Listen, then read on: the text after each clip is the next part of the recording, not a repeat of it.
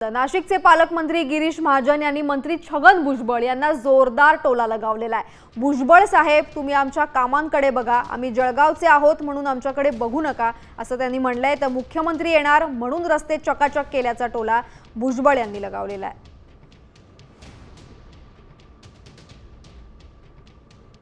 मला अभिमान आहे, पालकमंत्री म्हणून मला अभिमान आहे। भले मी इथला जिल्ह्यातला नसेल, पण मी वारंवार सांगतोय भुजबळ साहेब की तुम्ही आमच्या कामाकडे बघा, आमच्याकडे बघू नका जळगावचे म्हणून।